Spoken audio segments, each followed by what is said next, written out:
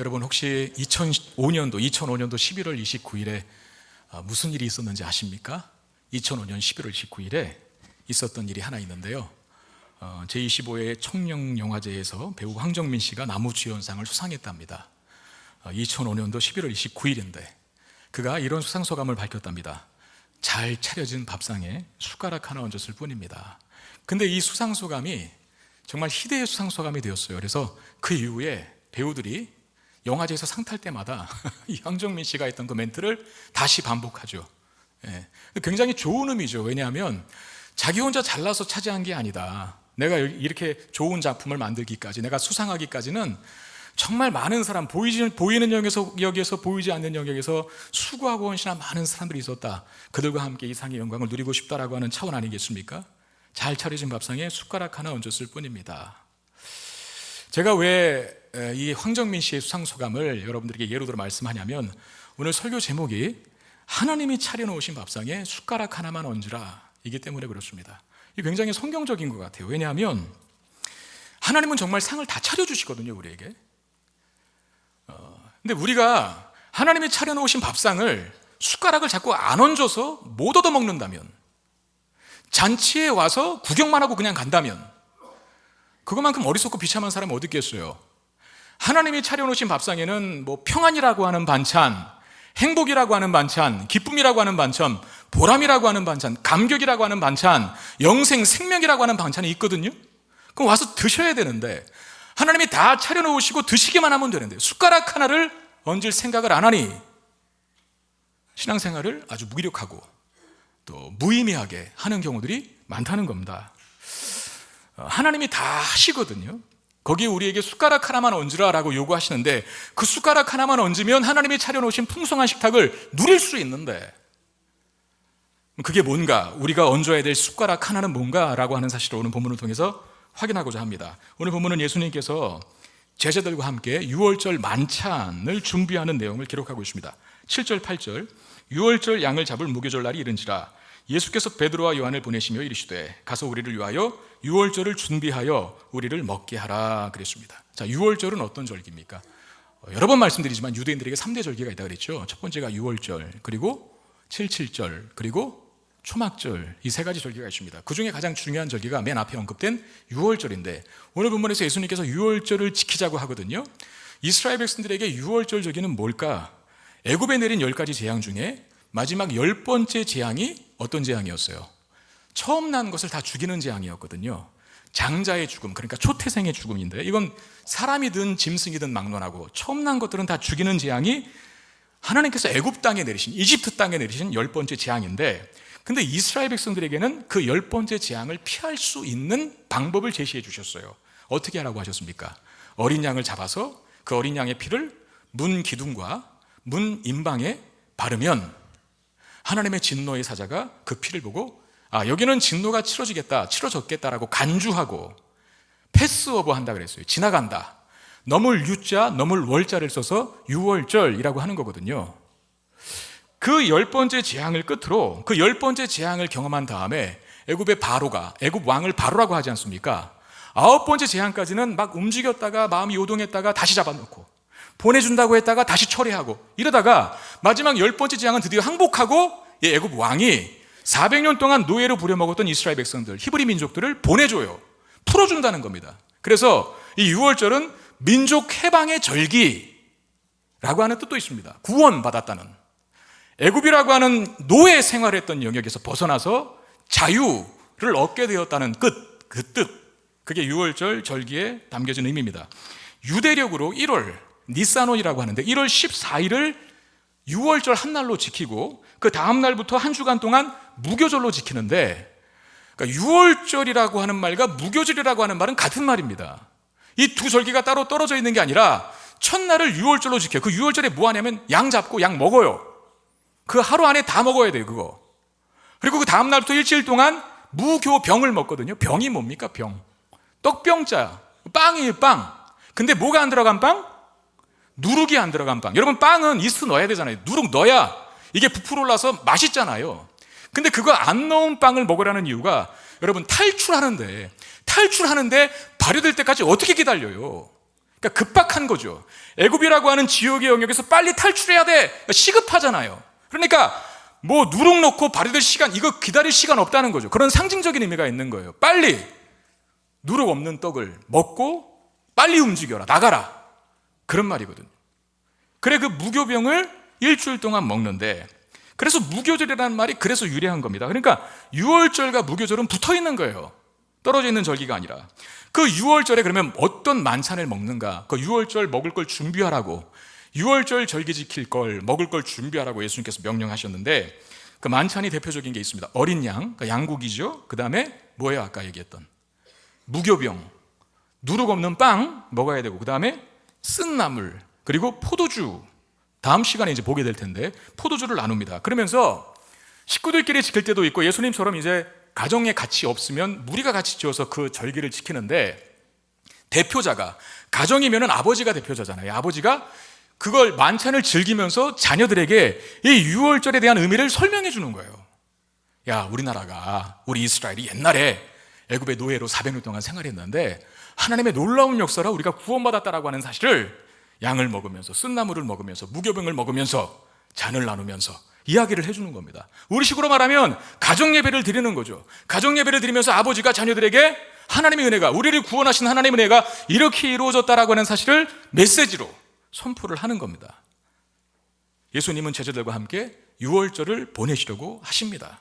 베드로와 요한을 불러서 유월절 만찬을 준비하라고 지시하시는데, 자, 우리가 지난주 본문에서 종교 지도자들과 가룟 유다가 예수님을 죽이려는 계획을 세우고 있음을 보았어요. 그렇죠? 그럼 왜 그들은 예수님을 죽이려 합니까? 왜 종교 지도자들과 가룟 유다가 왜 예수님을 죽이려고 했을까요? 결론만 이야기하면 그들의 유익 때문입니다. 그럼 종교 지도자들은 예수님을 죽여서 무슨 유익을 볼까요? 무슨 이득을 볼까요? 그들의 권력을 유지하는 거죠. 그들의 잘못된 기득권을 유지할 수 있기 때문에. 왜? 예수님이 자꾸 권력을 빼앗는 것 같거든. 예수님이 자꾸 자신들의 기득권을 빼앗는 것 같거든. 그러니까 예수님이 없어지면, 예수님을 죽이면 자신들이 누리고 있던 이 권력과 기득권을 계속해서 유지할 수 있다라고 하는 유익 때문에 죽이려고 하는 거고요. 가룟 유다는 자신의 뜻에 부합하지 않는 예수님을 어느 순간부터 증오하기 시작합니다. 왜냐하면 자기도 목적과 이유를 가지고 있음을 따라다녔거든요. 3년을 따라다녔는데 점점점 예수님 하시는 걸 보면 자기 마음에 안 들어. 난 이러려고 제자 된 게 아닌데 라고 하는 생각이 들면서 따라다닐 이유를 상실했죠. 그러면서 내친 김에 내가 그래도 3년 동안 따라다닌 게 아까우니까 예수 팔아먹어서 번 돈이나 챙기자. 그게 은삼심 아닙니까? 네. 그 돈 벌어보려 하는 거예요. 돈이라도 벌어보자. 그러니까 종교 지도자들이나 가룟 유다나 형태는 조금 다르지만 예수님 죽이려는 근본적인 이유는 같은 거예요. 뭡니까? 자신들의 유익을 위해서 예수님을 죽이려 합니다. 자, 오늘 본문에서도, 우리가 지금 금방 읽은 본문에서도 예수님도 죽으시는 일에 드디어 본격적으로 착수하기 시작합니다. 예수님 자신이 죽는 일에. 그럼 예수님은 왜 죽으시려고 하시는 것일까요? 우리 너무나 잘 알죠. 예수님은 자신의 죽음을 통해서 인류를 구원하시고자 죽으시려 하시는 겁니다. 자, 보십시오. 종교 지도자들과 가룟 유다와 그리고 예수님, 종교 지도자들과 가룟 유다도 예수님을 죽이려는 일을 계획하고 있어요. 오늘 본문에 예수님도 자신이 죽는 일을 본격적으로 착수하고 있어요. 자, 뭔가를, 죽음을 준비하고 계획한다는 면에서는 동일한데, 종교 지도자들과 가룟 유다가 준비하는 죽음과 예수님 자신이 직접 준비하는 죽음은 그 질과 방향은 달라요. 한쪽은 남을 죽여서 자신의 유익을 얻고자 하여 죽이려고 하는 것이고, 예수님은 자기가 죽어서 남을 유익하게 하고자 죽으시는 것이죠. 자, 나는 늘 어떤 계획을 하고 어떤 준비를 하며 어떤 일에 개입되어 살아가고 있는가 생각해 보십시오. 내가 하는 일이 내가 희생하고 손해를 봐서 남이 유익하게 하는 일인가? 내가 생각하고 내가 준비하고 내가 계획하고 내가 하는 모든 일들이 내가 죽어서 남을 살리는 일인가? 아니면 남을 죽여서 내가 유익을 얻고자 하는 일인가? 생각해 볼 수 있어야 합니다. 분명한 건 예수 믿는 사람들의 삶의 방향은 죽이는 쪽이 아니라 어떻게 해요? 살리는 쪽이라는 거. 왜 그렇습니까? 자신이 예수님의 죽으심으로 생명을 얻게 되었다는 사실을 알고 있고 믿고 있기 때문에 그렇죠. 그러니까 우리는 정말 우리가 예수 그리스도께서 날 위해 죽으셔서 내가 구원받고 생명을 얻었다는 사실을 믿는다면 참 성도가 맞거든요. 그 참 성도 안에는 뭐가 들어있냐면 뼛속까지 예수님의 DNA가 침투해 들어가 있습니다. 예수님의 DNA. 그래서 예수님 닮게 돼 있어요. 정도와 차이는 다를 수 있겠지만, 각 사람마다 정도와 수준은 다를 수 있겠지만 방향성은 똑같아요. 예수님이 죽어서 내가 유익을 본 것처럼 나도, 예수님의 DNA가 들어있는 나도 내가 희생하고 섬겨서 남을 유익하게 하는 쪽으로 내 인생을 살아가게 되어 있다는 것이죠. 지난주 토요일에 우리 바나바 교육을 진행했고, 그 다음 날인 주일에는 오후 찬양 예배 후에 구역장 세미나를 진행했습니다. 이제 연초가 됐고 이제 본격적으로 바나바와 또 구역장님들이 이제 사역을 본격적으로 잘 하자, 또 새롭게 좀 바뀌는 좀 시스템들이 있어서 그런 교육 시간을 가졌는데, 토요일 날 2시에 바나바 분들이 140여 명이 참석하셔서 강의를 들었고요. 구역장님들은 부구역장님들까지 260여 명이 참석하셔서 주일 오후 찬양 예배 후에 목사님들이 진행하시는 강의를 들었습니다. 저도 그 2시간 다 참관했거든요. 제가 느낀 바, 눈빛이 다들 초롱초롱 하셨어요. 저는 여기가 무슨 입시 설명인 줄 알았습니다. 그리고 여기서 무슨 뭐 주식 부동산 투자 설명인가? 그렇게 느낄 정도로 분위기가 아주 진중하고, 그리고 막 질문도 하시대요. 이건 이렇게 해야 되는 겁니까? 이건 어떻게 되는 겁니까? 막 질문을 하셔요. 근데 사실 가만히 생각해 보시면 그런 바나바의 역할이나 구역장의 역할이 자신에게 어떤 물질적인 이득이 있거나 또는 세상적인 이득을 보는 일들은 아니거든요. 오히려 자기가 희생하고 섬겨야 되는 일이에요. 바나바가 뭔지 아시죠? 자꾸 바나바를 바나나라고 말하는 분들이 계신데, 바나나가 아닙니다. 바나바입니다. 바나바. 바나바가 성경에 나오는 인물이죠. 원래 요셉이라는 사람의 별명이 바나바예요. 바나바가 무슨 뜻입니까? 위로의 아들이라고 하는 뜻인데, 너무나 다른 사람을 위로를 잘해. 그래서 바나바가 하는 일이 뭐냐면, 교회에서, 교회에 처음 나온 사람들, 교회에 등록한 새 가족들이 교회의 어떤 정황과 환경에 대해서 시스템에 대해서 잘 모르잖아요. 그러니까 바나바가 4주 동안 달라붙어서 그 정착한 새 가족, 등록한 새 가족의 정착을 돕는 일을 하는 겁니다. 이게 얼마나 귀찮고 힘든 일인 줄 아세요? 일찍 와야죠. 예배 시간에. 그 사람 챙겨야죠. 모르는 사람인데 사실상 신경 쓴 일이 한두 가지가 아닙니다. 그럼에도 눈빛이 초롱초롱 강의를 듣고 있는 바나바의 모습 보고 제가 마음이 감동했다니까요. 구역장님들은 무슨 설명이 필요합니까? 정말 목회자 정도로 교회를 섬기시는 분들이 구역장이라고 저는 생각해요. 가끔씩 이런 오해를 하시는 분이 있다 그래요. 구역장님들이 자꾸 밥을 사주고 선물을 사줘서, 아, 저분들은 교회에서 무슨 활동비를 주나 보다. 또는 저분은 밥을 산 다음에 그 영수증을 받아서 교회에 청구를 하면 교회에서 돈이 나오나 보다. 그리고 당연하게 얻어먹는 구역원들이 있다고 하거든요. 오늘 제가 분명히 말씀드립니다. 10원 한 푼 지원 안 합니다. 다 사비로 하는 거예요.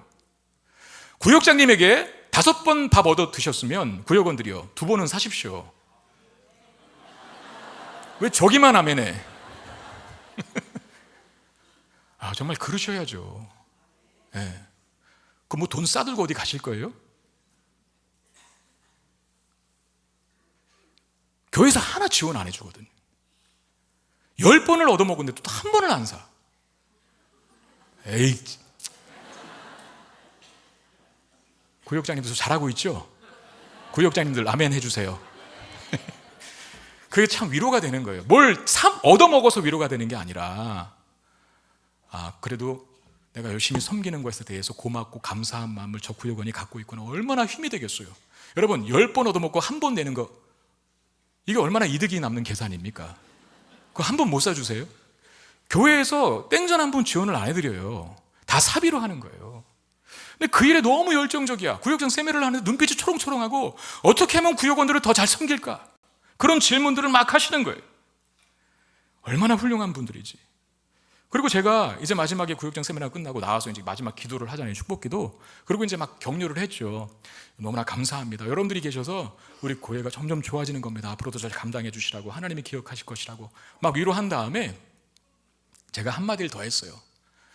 근데 그 구역장이라는 게 너무나 중요한 역할 아닙니까, 여러분? 구역장 여러분, 그래서 우리 기도로 감당해야 합니다. 저의 소원은 금요기도회 때 이 3층이 가득 차는 것이오니 구역장님들이요, 다 나와서 이제 우리 같이 기도 예불을 당깁시다. 이거 기도로 감당해주고 어떻게 감당하려고 그래요? 라고 하면서 제가 막 마음도 뜨거워져서 오바를 좀 했어요. 그래서 어떤 말을 했냐면, 만약에 제가 여기 3층까지 다 우리 성도들이 다 차서 금요기도회 때 기도하는 광경을 보는 그날에 저는 죽어도 여한이 없습니다. 그랬더니 어느 구역장님이 그러면 안 채울래요 그러더라고요. 그러면 금요기도회 안 나갈래요 그러더라고요. 저는 그 말이 너무 좋았어요. 아니, 목회자를 저렇게 사랑하시다니. 맞아, 구역장은 저 정도는 돼야 돼. 여러분, 그런 분들이야말로 예수님을 닮는 분들 아닙니까? 그 세상 사람들이 보면 참 미친 짓 아닙니까? 돈 주고 일해, 돈을 받고 일하는 게 아니라. 근데 예수님이 그러셨다니까요. 가룟 유다와 종교 지도자들은 예수님 죽여서 자신들의 유익을 보려고 그랬어요. 그게 안 믿는 사람들의 특징입니다. 예수님의 DNA가 없는 세상 사람들의 특징인데, 자, 예수님은 자기가 죽어서 남을 이롭게 하려고 하고 있죠. 자신이 죽어서 죽음 가운데 있는 인류에게 새 생명을 선물하고자 하고 있어요. 그런 예수님 여러분들이 믿어서 영혼의 생명을 얻었다면 분명히 여러분들의 영혼 속에는 그런 예수님 닮은 DNA가 있을 겁니다. 그러니까 구영작도 하고 바나바도 하고 주자봉사도 하고 성가대도 하고 찬양회도 뭐 하고 다 하는 거 아니겠어요? 교회에서 월급 주는 것도 아닌데. 근데 놀라운 건 이런 형태, 이런 섬기는 형태의 삶을 교회에서만 하는 게 아니라 예수님의 DNA를 가진 사람은요, 가정에서, 직장에서도 동일하게 이렇게 삽니다. 가정에서도 야, 물 가져와, 리모컨 갖다 줘, 뭐 재활용 갖다 버려, 또는 다리 주물러, 이러지 않고요, 물을, 예수님 DNA 갖고 있는 사람도 어떻게 합니까? 물을 가져다 드리고, 리모컨을 찾아다 드리고, 재활용은 어떻게 하죠? 함께 갖다 버리고, 함께. 다리를 주물러 그럽니까? 어떻게 합니까? 주물러 주죠. 직장에서도 마찬가지. 남에게 피해를 주고 남을 힘들게 하는 행동을 안 합니다. 예수님 믿는 사람들은요, 오히려 섬기려고 하죠. 어떻게 하면 저 사람 조건 안 볼까라고 하면서 쫓아낼 생각을 하는 게 아니라 같이 갈 생각을 하고 함께 살아갈 생각을 하죠. 그리고 섬기고 배려하고 존중합니다. 직장 생활도 그렇게 해요. 그게 빛과 소금의 역할 아니겠습니까? 예수님의 DNA가 들어가 있는 사람들이 그런 일을 해요. 지금 예수님이 뭘 준비하고 있는가를 한번 생각해 보십시오. 자신의 죽음을 통해서 죽음 가운데 있는 인류를 살리고자 하십니다. 우리에게도 이런 동일한 삶의 모습이 나타나야 합니다. 이런 모습이 예수님의 죽음 때문에 생명을 얻게 된 성도들의 당연한 삶의 결과, 또 모습이기 때문에 그렇습니다. 자, 예수님께서 유월절 만찬을 준비하라고 그 일을 맡긴 두 제자가 나오는데 누구에게 그 일을 준비하라고 합니까? 베드로와 요한이라고 하는 제자입니다. 자, 지금 베드로와 요한은 생명을 살리는 예수님의 명령에, 예수님의 일에 동참하고 있다는 사실을 기억하셔야 돼요. 예수님의 12제자 중 한 사람이었던 지난주 보았던 가룟 유다는 어느 일에 동조하고 있죠? 예수님을 죽이는 일에 동조하고 있어요. 근데 오늘 본문에서 베드로와 요한은 유월절을 준비하라고 하는 예수님 명령을 받고 예수님의 죽음을 통해 수많은 사람들을 살리는, 그 생명을 살리는 일에 동역하고 있다는 거죠. 베드로와 요한, 그리고 가룟 유다, 이들 모두 다 예수님의 12제자 공동체 안에 속해 있는 사람들이거든요. 그런데 전혀 다른 방법으로 쓰임받고 있다는 사실을 주목하셔서 보셔야 합니다. 베드로와 요한은 생명을 살리는 일에 쓰임받고 있고, 가룟 유다는 생명을 죽이는 일에 쓰임받고 있다는 거. 그러면 무엇이 이런 차이를 만들어낼까? 무엇이 생명을 죽이는 일에 쓰임받을 수도 있게 하고 무엇이 생명을 살리는 일에 쓰임을 받을 수 있게 하는가? 우리 그 질문에 대한 답을 얻어야 되거든요. 제가 이 본문을 좀 깊이 묵상했습니다. 이런 답을 얻었어요. 어떤 소리를 듣느냐, 요 차이거든요. 어떤 소리를 듣느냐에 따라서 죽이는 일에 쓰임받는 사람이 있을 수 있고 살리는 일에 쓰임받는 사람이 있을 수 있어요. 자, 베드로와 요한은 유월절을 준비하라라고 하는 예수님의 말씀을 듣습니다. 네. 근데 가룟 유다는 예수님을 죽이라는 세상의 소리와 죄악된 욕망의 소리를 듣습니다. 자, 우리에게도 가룟 유다가 들었던 이 세상의 소리들이 끊임없이 들리거든요. 어쩔 수 없어요. 우리가 이 세상에 사는 동안에 또 귀가 먹지 않은 이상은 죄악의 욕망의 소리들, 그리고 세상의 소리들이 끊임없이 들릴 수밖에 없는데, 그렇다고 해서 우리가 이 세상을 떠나 살 수는 없지 않습니까? 이 세상에 있는 동안에 우리는 많은 소리를 들을 겁니다. 그 중에 저 사람 아주 나쁜 놈이래라고 하는 험담과 모함의 소리를 들을 것이고, 야, 쉽게 돈 벌 수 있는 방법이 있대 라고 하는 불의와 욕망의 소리, 즉 타협의 소리를 듣게 될 것이고, 야, 저기 끝내주는 곳 있대 라고 하는 죄악의 쾌락의 요소, 죄악의 쾌락의 소리를 들을 수도 있을 거예요. 이런 소리를 안 들을 수는 없거든요. 그렇다고 해서 그런 소리를 하는 그 소리에 대해서 무슨 떠나가라, 입 다물라 그렇게 할 수도 없는 거예요. 이 세상에 우리가 사는 동안에. 그러면 그 소리를 안 듣고 예수님의 말씀의 소리, 그 음성의 소리를 듣기 위해서는 어떻게 합니까? 답은 간단합니다. 예수님 말씀의 볼륨을 높이면 돼요. 우리 새벽기도 때 설교자가 설교한 다음에 이제 기도를 마치지 않습니까? 그리고 불을 다 꺼놓고 음악을 아주 크게 틀어놔요. 왜 그럽니까? 음악을 크게 틀어놔야 다른 사람 기도 소리이기 때문에 자기의 기도가 방해받는 일이 없어요. 음악 소리가 크니까 하나님께 기도하는 일에 몰두가 돼요. 몰입이 돼요. 그래서 그거 도와주려고 음악 소리를 크게 틀어놓는 겁니다. 다른 사람 기도 소리에 현혹돼서 자기 기도하는 일에 방해받지 못하도록. 마찬가지입니다. 우리가 이 세상에 사는 동안에 모함과 험담의 소리, 불의와 욕망의 소리, 죄의 쾌락의 소리들이 자꾸 우리의 귀에 들려질 거거든요. 그걸 안 들을 수는 없어요. 그런데 안 듣게 하는 방법이 있어요. 예수님의 음성, 그 말씀의 볼륨을 더 높이면 된다는 거죠. 주님의 음성을 크게 들어야 합니다. 그래서 세상의 소리, 죄로 이끄는 욕망의 소리를 차단해야 한다는 거죠. 죄송한 말씀이지만 예배의 자리가 있다고 해서, 지금 예배의 자리가 있다고 해서 다 같은 예배자가 아닐 겁니다. 분명히 제가 다 압니다. 상습적으로 자꾸 조는 분들, 그리고 아무튼 이 예배 시간에 와서 저는 정말 이해가 안 되는데 왜 스마트폰은 그렇게 보고 계신지. 이 예배 시간 왜 그렇다고 또 안 올라? 오는 건 좋아요. 오는 것까지는 잘하셨는데 왜 여기까지 와서 이거 붙잡고 있냐 말이에요. 쇼핑하고 있다면서요. 자진 납세하시고 오늘. 아니, 이 귀한 시간에 시간 들여 몸 들여 여기 왔으면 주님의 음성을 듣고 가셔야지. 졸고 있으면 주님의 음성이 들립니까? 이거 보고 있으면 주님의 음성이 들려요?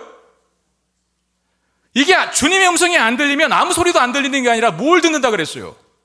세상의 소리, 죄악의 욕망의 소리가 자꾸 들리죠. 그럼 결국은 가룟 유다가 되는 거예요, 그 사람이. 베드로와 요한의 삶으로 쓰임받는 게 아니라 주님의 음성을 들을 수 있기를 주의 이름으로 축원드립니다. 그리고 주님의 음성을 들을 때 죽이는 일이 아니라 가룟 유다와 종교 지도자들처럼 죽이는 일이 아니라 살리는 일에 동참할 수 있게 되죠. 크라우스 햄스라고 하는 독일의 유명한 설교자가 있었습니다. 이 사람이 굉장히 웅변력이 탁월하고 그리고 박학다식하대요. 그러니까 머리에 든 게 많나 봐. 그러니까 너무 설교를 탁월하게 잘해서 이 교회 저 교회 막 우리 교회 와서 좀 설교 좀 해주세요, 부흥회 좀 인도해 주세요, 많이 이렇게 청명을 받나 봐요. 제의를, 말씀 전해달라는. 하루는 이 햄스라고 하는 설교자가 친구에게 자랑하듯이 말했답니다. 야, 난 참 훌륭한가 봐, 난 탁월한가 봐, 여기저기서 설교해달라고 난리야, 아주 난 쉴 틈도 없어, 여기저기 설교하러 다니느라고. 그 친구에게 햄스라고 하는 설교자가 자랑스럽게 이렇게 말을 했거든요. 그러자 그 친구가 정색을 하고 이 햄스에게 말했는데, 그러면 자네는 그렇게 남에게 말만 하고 다니면 언제 하나님 말씀은 듣나? 이랬다는 거예요. 남들에게 말만 하고 다니면 그 말을 말대로 하나님 말씀으로 잘 전할 수 있도록 하기 위해서는 하나님 말씀을 들어야 하는데, 하나님 말씀 들을 시간도 없이 말만 전하고 다니면 언제 하나님 말씀을 듣나? 말 잘하고 웅변력이 탁월하고 머리에 든 게 많은 이 햄스라고 하는 설교자가 친구에게 그 말 들은 다음에 마치 뒤통수를 해머로 맞은 느낌이었대요. 그리고 회개하고 도전받아 설교 시간을, 설교 횟수를 줄이고 기도 시간을 늘렸대요. 놀라운 건 뭔지 아십니까? 아, 그래, 맞아, 저 친구의 말이 맞다, 내가 말만 하면 안 되지, 하나님 음성도 듣는 시간을 가져야지라고 하면서 기도 시간을 훨씬 많이 늘렸고, 기도 시간을 많이 늘리는 만큼 설교하는 횟수는 줄어든 거예요. 그런데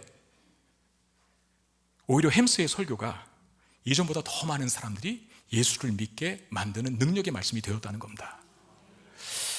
하나님의 음성을 들으니까 설교의 질이 달라지는 거죠.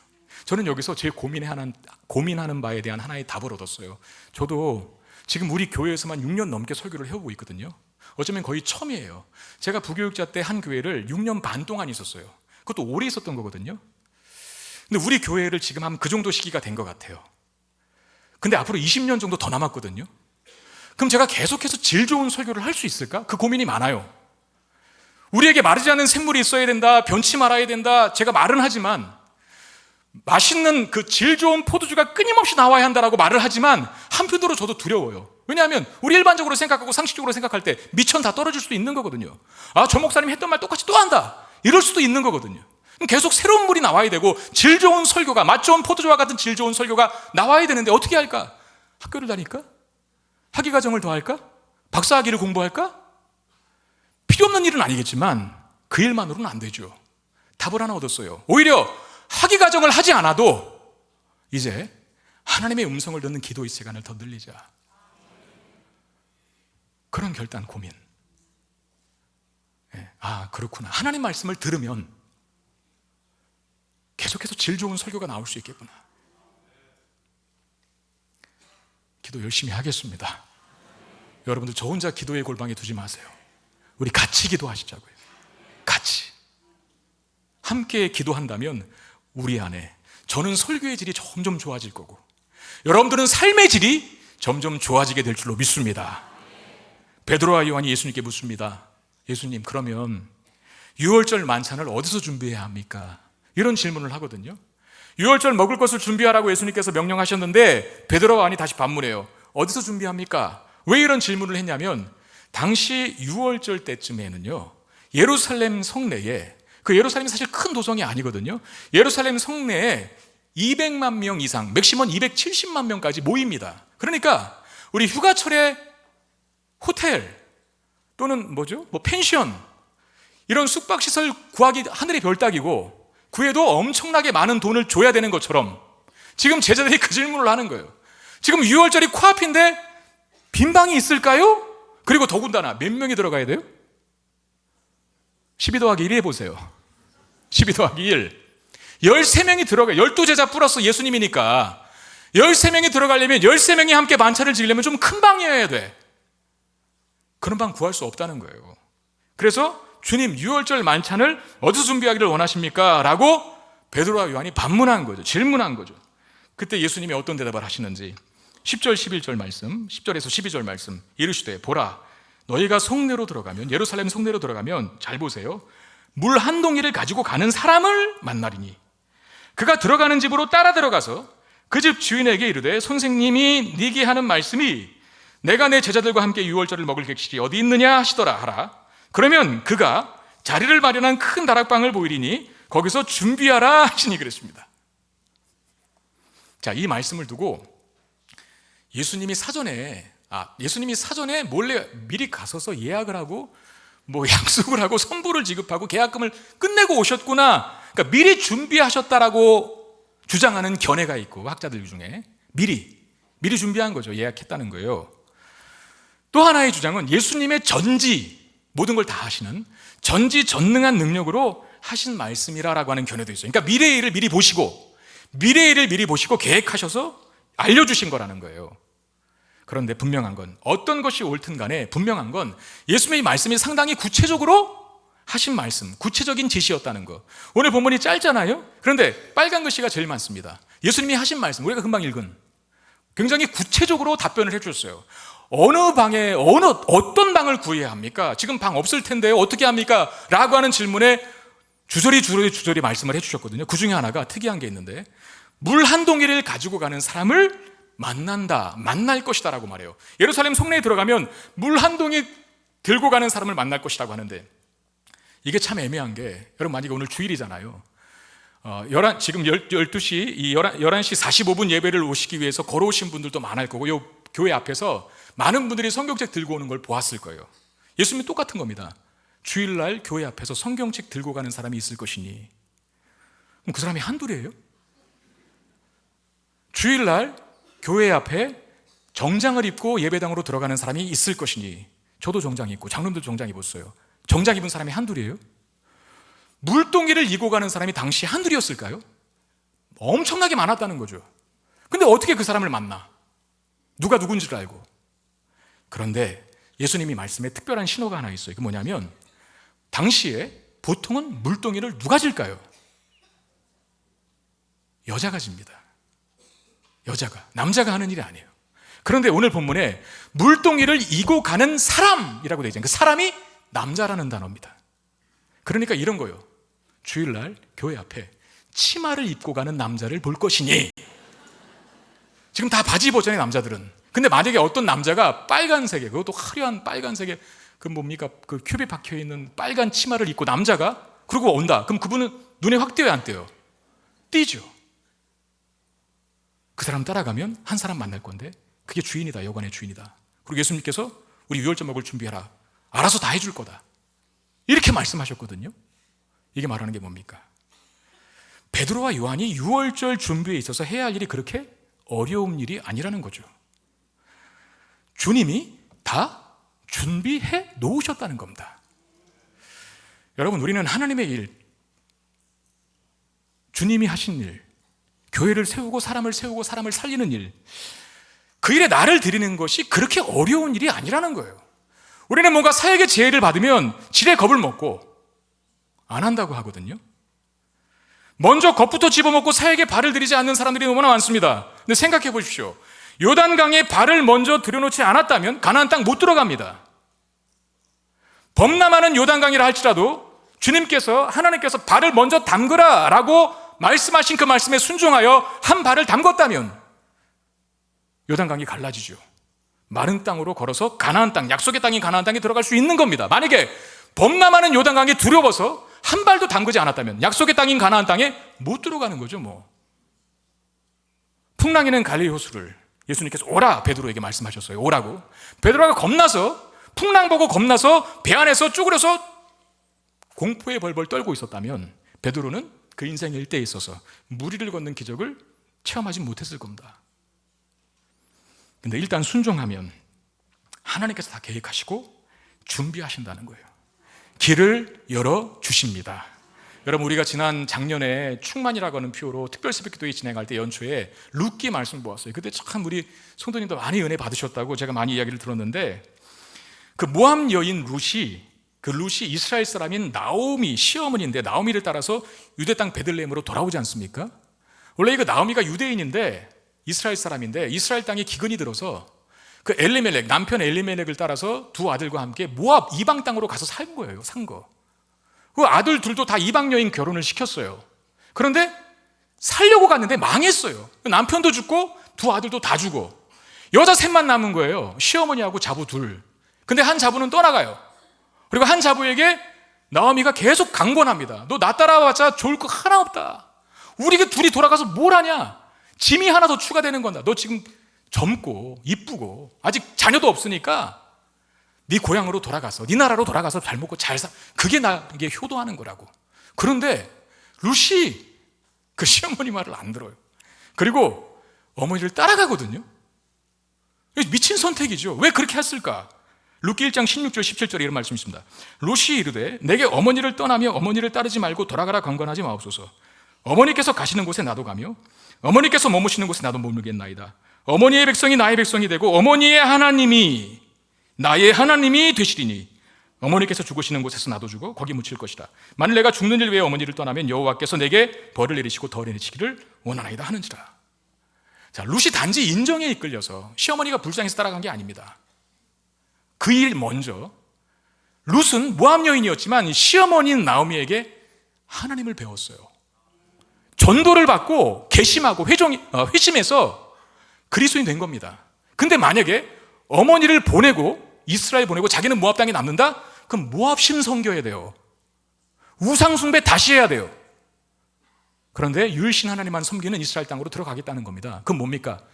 난 이제 하나님 모신 사람이니까 하나님만을 섬기려고 합니다. 그 하나님을 가르쳐준 어머니가 난 너무나 고맙습니다. 어머니야, 같이 죽을 수도 있습니다. 그리고 들어간 거죠. 굉장히 무모한 선택처럼 보이죠. 그런데 이 무모하고 어리석어 보이는 선택을 한 룻은 어떻게 됩니까? 망합니까? 굶어 죽습니까? 비참하게 생을 마감합니까? 아닙니다. 그곳에서 누구를 만나죠? 유대 땅에서 보아스를 만납니다. 이 보아스를 유력한 자라고 성경이 표기하고 있는데 사회적으로, 경제적으로, 건강상으로 모든 것을 다 갖춘 완벽한 남자다. 그런 뜻이거든요. 소위 재벌가, 그 사람을 만난 거예요. 근데 그 만난 케이스, 그 만남이 기가 막힌데 룻이 이제 먹고 살 길이 막막하니까 이삭이라도 줍기 위해서 우연히 한 밭을 찾아갑니다. 근데 때마침 보아스가 밭에서 일하는 자들을 찾아와. 사실 보아스는 밭의 주인이거든요. 여러분, 사장님은 잘 회사에 출근 안 하잖아요. 맞지 않습니까? 사장님들은 시스템만 운영하지 자주 이렇게 나가시잖아요. 보아스도 매번 밭에 나오는 건 아닙니다. 근데 그날따라 밭에 나가고 싶었고, 이 인부들이 일을 잘하고 있나 한번 점검하려고 했던 것 같아. 룻은 우연히 간 밭이 보아스의 밭이었고, 보아스는 그냥 한번 인부들이 일이 잘하고 있나 한번 보려고 갔는데 때마침 그 자리에 룻이 있었어요. 성경에 우연히라고 하는 단어와 때마침이라고 하는 단어가 나와요. 우리식으로 보면 그게 우연일 것 같은데 우연일까요? 아닙니다. 배후에서 둘의 만남을 주선하시는 분이 계십니다. 누굽니까? 하나님이죠. 하나님께서는 믿음과 신앙에 따라서 이것저것 계산하지 않고 주판 튕기지 않은 룻의 결정을, 선택을 지지하셨고, 그리고 믿음 가지고 살아가고 믿음으로 발을 한 발 내딛는 너의 삶을 이제 내가 책임지겠다라는 사실을 보여주시기 위해서 그녀에게 보아스를 남편으로 맡게 한 겁니다. 모든 걸 다 미리 차려놓으시고 숟가락 하나만 얹으면 그 행복을 영위하게 해주시는 하나님이심을 이방 여인인 룻에게 보여주고자 하신 겁니다. 여러분, 내가 선택하고 판단하고 결정하는 모든 것들이, 그리고 내가 말하고 행동하는 모든 것들이 하나님께서 기뻐하시는 것인가 한번 생각해 보세요. 지금 여러분들이 뭘 하든 간에 그렇다는 확신이 생기면 하십시오. 도전하십시오. 하나님 결코 맨 땅에 헤딩하게 하시지 않습니다. 여러분, 그리스도인들이 입에서 절대 말을 하지 말아야 할, 해서는 안 되는 말 중에 여러 가지 말들이 있거든요. 그 중에 하나가 나 맨 땅에 헤딩했어, 이 말입니다. 아니요, 맨 땅에 헤딩한 게 아닙니다. 누가 이미 앞서 행하신 거예요? 하나님께서 다 해주신 겁니다. 이미 하나님께서 이미 먼저 가셔서, 선교사님들이 가끔씩 그런 말 할 때가 있는데, 저 나라에 정말 기독교 불모지 정말 나 맨 땅에 헤딩해서 내가 다 읽었어. 아니요, 하나님이 미리 가서 읽어 놓으신 거예요. 당신은, 우리들은 하나님이 다 차려놓으신 밥상에 뭘 하나만 얹은 거예요? 숟가락 하나만 얹은 겁니다. 우리는 늘 입버릇처럼 또 찬양할 때 모든 것이 다 하나님의 은혜라고 말을 합니다. 그렇습니다. 모든 것이 다 하나님의 은혜다라는 것을 아는 사람은 맨 땅에 헤딩한다? 그런 말 안 해요. 오히려 이런 말 하지. 하나님이 앞서 행하셔서 모든 만찬을 준비하신다. 나는 숟가락 하나만 얹었다 라고. 이 고백이 많아야죠. 그런 고백으로 살아갈 때 하나님의 놀라운 은혜와 기적을 자주 체험하게 될 줄로 믿습니다. 이후에 베드로와 요한이 경험한 게 뭔가? 13절 말씀, 그들이 나가 그 하신 말씀대로 만났다. 6월절을 그래서 준비했다라고 말합니다. 말씀대로 되었다라고 말하죠. 여러분, 하나님의 뜻은 반드시 이루어지는 줄 믿습니다. 사실 이전에 종교 지도자들과 가룟 유다가 예수님의 죽음을 모의하고 계획했잖아요. 하나님의 구원 계획을 방해하려는 시도죠. 가룟 유다에게 뭐가 들어갔다 그랬죠? 사탄이 들어갔다 그랬잖아요. 사탄이 하나님의 계획을 도울 리가 없어요. 하나님의 계획을 방해하려고 하는 거거든요. 그런데 하나님의 계획은 숱한 방해와 장애 속에서도 결코 취소되지 않고 무마되지 않고 반드시 이루어지는 줄 믿습니다. 자, 예수님의 당당함이 여기서부터 비롯된 것 아닐까요? 만약에 저 같으면 제 제자 중에 한 사람이 저를 배신하고 떠났어. 3년 동안 같이 했는데 저 충격받았을 거예요. 그래서 한 달은 꼬박 알아누웠을 거예요. 근데 예수님 알아누우셨습니까? 그리고 누가 나를 죽이려고 계획하고 모의한다는 얘기만 들었다. 여러분, 정신상태 멀쩡하게 유지할 사람이 있습니까? 누가 나를 죽이겠다고, 그것도 권력자들이, 힘 있는 사람들이 나를 죽이겠다고 계획하고 모의하는데 정신줄 안 놓을 사람이 있습니까? 그렇게 멘탈 강한 사람이 여기 얼마나 될까요? 근데 예수님은 사람들의 음모와 계략에 마음 쓰지 않습니다. 묵묵히 6월절을 준비하시죠. 흔들림 없이 성부 하나님이 세우신 계획에 자신을 드리는 일에 매진하십니다. 어떻게 그런 능력이 가능했을까요? 아무리 방해가 있고 회방이 있어도 하나님의 선한 계획과 뜻은 반드시 이루어진다라고 하는 확신이 예수님께 있었기 때문입니다. 여러분, 우리도 이 확신 가져야 됩니다. 기독교가 이렇게 세상의 욕을 먹고 있는데, 세상 돌아가는 거 보면 꼭 악이 승리할 것 같은데, 이거 내가 제대로 이 길 가고 있는 건가? 의심스러울 때가 있죠. 의심의 끈을 내려놓고 교회를 대적하는 세상이 창궐해도 악이 승리할 것 같은 현실이 우리의 눈에 펼쳐져도 그럼에도 하나님의 나라는 지금도 확장하고 있으며, 그리고 하나님 나라 반드시 완성될 줄 믿으시길 바랍니다. 우리 개인의 삶도 마찬가지예요. 내가 뭔가를 잘해보려고 했는데 갑자기 또 병이 생겨. 내가 뭔가 잘해보려고 했는데 시기가 안 도와주네. IMF가 오고 금리가 폭등을 하네요. 뭔가 잘해보려고 했는데 자꾸 장애물이 생기고 회방꾼이 생겨요. 걱정하지 마십시오. 하나님은 지금 이 순간에도 우리 각자를 향해 가지신 선하신 계획, 그걸 이루는 일 중단하지 않으시는 분이십니다. 이 얘기만 하고 마치겠습니다. 이제 갓 교회에 청빙받은 젊은 목사가 교회로 부임했는데, 그 새로 부임한 젊은 목사를 환영한다고 만찬회를 가졌어요, 성도들이. 그 중에 어떤 부인이 젊은 목회자에게 다가가더니 이렇게 말했습니다.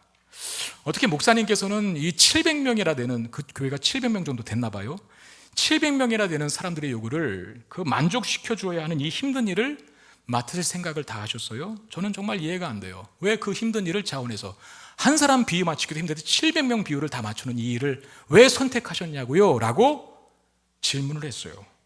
그러자 그 젊은 목사가 주저없이 답합니다. 제가 이 도시에 온 건 700명의 사람을 기쁘게 해주기 위함이 아닙니다. 단 한 분만을 기쁘게 해드리기 위해서 온 겁니다.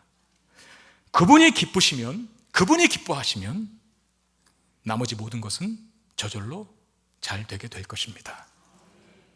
제가 설교문에서 본 이야기지만 이 목사님은 대성했을 거예요. 이 마음만 유지했다면 목회 성공했을 거예요. 그렇습니다. 우리는 여기저기 기웃거릴 필요 없어요. 이 사람 저 사람 비유 다 맞출 필요 없어요. 하나만 바라보면 돼요. 하나만. 그 바라봐야 할 바니 누굽니까? 하나님이십니다. 저도 이 마음 변치 않겠습니다. 저 2,000명 3,000명 비유 맞힐 자신 없고 그럴 실력 그런 능력 없어요. 그러고 싶지도 않고. 그런데 제가 하나님께만 포커스 두고 산다면 나머지 모든 일 하나님께서 만찬을 차리듯이 다 차려놓으시고 나에게는 숟가락 하나만 얹어 놓으라고 말해 주실 줄로 믿습니다. 그 음성을 여러분들도 듣고 살기를 주님의 이름으로 축원드립니다. 우리 찬양합시다. 말씀 기억하며 주가 주 되심을. 우리는 아무것도 아니지만 아무것도 아닌 우리를 위해 모든 걸 다 준비해 놓으시고 숟가락 하나만 얹으시래요. 내 편에 서라, 내 말에 순종하여서 한 발만 디뎌라, 그럼 내가 너 책임져 줄게 라고 요구하시는데, 그런 요구 하나님 순종하겠습니다. 기적을, 은혜를 경험하는 생애 되게 해 주옵소서. 우리 마음을 담아 찬양합시다. 내 손에 들려있는 지팡이 사용하셔서 주님만이 주 되심을 나타내소서. 맡겨주신 사명을 감당할 힘을 주시고 주 이름만 높이게 하소서. 완악한 세상에서 믿음을 지키는 자로 선하신 주 의지하여 살게 하소서. 거룩한 백성으로 구별된 주의 자녀로 주 이름만 따르게 하소서. 나의 하나님 그는 여호와, 유일하신 이름 그 위대하심 찬양해. 세상 속에서 구별된 자로 주가 주 되심을 나 선포하리. 완악한 세상에서 믿음을 지키는 자로 선하신 주 의지하여 살게 하소서. 주여 아멘. 거룩한 백성으로 구별된 주의 자녀로 주 이름만 따르게 하소서. 나의 하나님 그는 여호와, 유일하신 이름 그 위대하심 찬양해 세상 속에서 구별된 자로 주가 주 되심을 나서 나의 하나님 그는 여호와 아멘 나의 하나님 그는 여호와 유일하신 이름 그 위대하심 찬양해 세상 속에서 구별된 자로 주가 주 되심을 나서 나의 하나님 그는 여호와 나의 하나님 그는 여호와 유일하신 이름 그 위대하심 찬양해 세상 속에서 구별된 자로 주가 주 되심을 나 선포하리라. 우리 하나만 기도하겠습니다. 하나님 내가 하나님 편에만 서게 하시옵소서. 다른 거 보지 않고 하나님 말씀만 듣고 그 말씀에 믿음으로 순종하여 한 발을 내딛게 하여 주옵소서. 숟가락 하나 얹으라고 하셨으니까 하나만 얹겠습니다. 나머지 책임져 주옵소서. 그 용기, 그 용단, 그 믿음 내게 있게 해달라고 우리 같은 마음으로 기도하는 시간 갖겠습니다. 기도하겠습니다. 아버지 하나님 우리에게 숟가락 하나만 얹으라고 하십니다. 하나님이 다 차려놓으시고 앞서 행하시고 준비하셨음을 믿습니다. 주저하지 말고 망설이지 말고 주님 한 분만 바라보고 이리 기웃 저리 기웃하지 말고 우리의 시선을 여기저기다 두지 않게 하여 주시고 하나님이 구하신 게 무엇일까 믿음의 눈을 들어 보세요. 주께서 원하시는 길을 걸어갈 수 있는 우리가 될 수 있도록 인도하여 주옵소서. 주님 믿음으로 선택합니다. 주님 말씀하시는 숟가락 하나만 얹으라고 하는 말씀에 순종할 때 하나님이 이를 차려놓으시는 만찬 즐기고 누리게 될 줄 믿습니다. 주여 신앙생활은 눈이 먼저 무기력하게 습관적으로 형식적으로 하는 것이 아니라 천국을 경험하고 은혜를 누리며 생명을 깊이 맛보는 살아갈 수 있는 우리가 되게 해 주시옵소서. 주님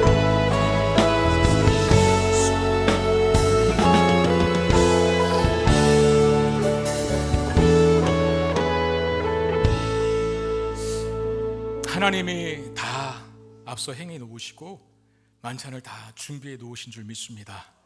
숟가락 하나만 얹으라고 하시는데 먼저 발 한 발만 담그라고 하시는데 들려지는 주의 말씀에 순종만 하라고 하시는데 내가 나머지 모든 것들을 책임져 주시겠다고 말씀하시는데 믿음이 없어서 용기가 없어서 담력이 없어서 주저하고 망설일 때가 많습니다. 오 주님 우리에게 용기 주시고 우리에게 믿음 주시고 우리에게 확신 주셔서 기꺼이 주께서 원하시는 길 걸어갈 수 있도록 은혜 베풀어 주시옵소서.